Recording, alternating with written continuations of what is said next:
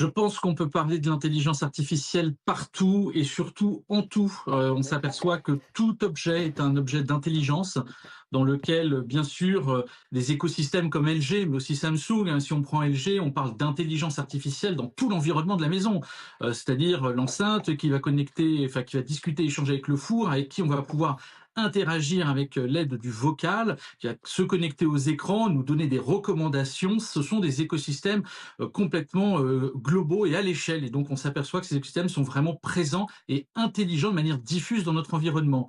Et puis, bien sûr, le CES, c'est toujours aussi de la robotique, mais de la robotique couplée aujourd'hui à de l'intelligence artificielle.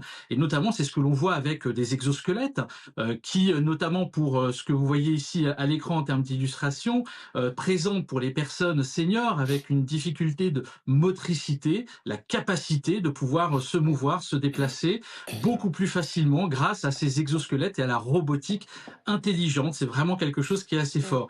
Et puis, bien sûr, le CES, c'est de la mobilité. On parlait d'ailleurs du Cars Electronic Show en lieu et place du Consumer Electronic Show, avec notamment du Iskimo, qui sont les nouvelles mobilités que l'on va pouvoir voir, qui vont aider les randonneurs à pouvoir Incroyable. à ski monter plus facilement, et des sujets un petit peu plus deep tech, un petit peu plus concrets, comme on va les voir aujourd'hui aussi au CES de Las Vegas, avec notamment du Zeiss qui va nous permettre aujourd'hui par ces technologies optiques de nous offrir des nouvelles interactions holographiques directement incrustées dans les écosystèmes de mobilité, donc dans les vitres notamment, tel qu'on peut le voir là à l'écran, et c'est fait partie des nouveaux usages que l'on va pouvoir avoir dans notre quotidien à terme.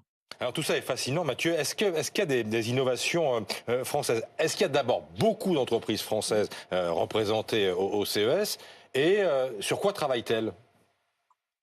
Alors les entreprises françaises sont très présentes encore une fois à Las Vegas. Elles ont été pour la plupart, enfin pour beaucoup en tout cas d'entre elles, et très présentes dans l'écosystème des CES Awards qui sont les récompenses.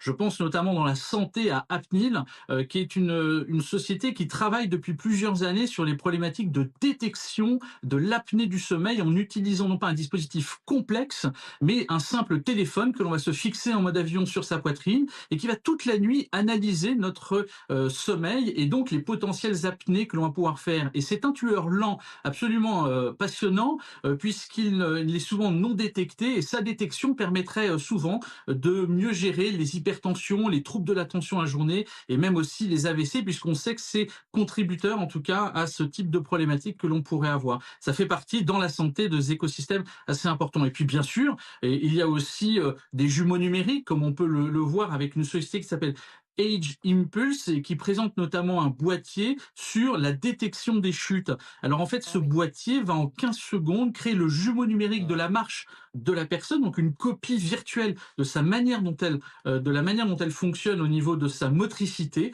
pour pouvoir au mieux détecter les chutes qui sont celles que l'on va pouvoir avoir. Et donc, comme ces deux exemples le présentent, la santé est quand même très présente aussi dans les startups françaises qui sont présentes au CES de Las Vegas.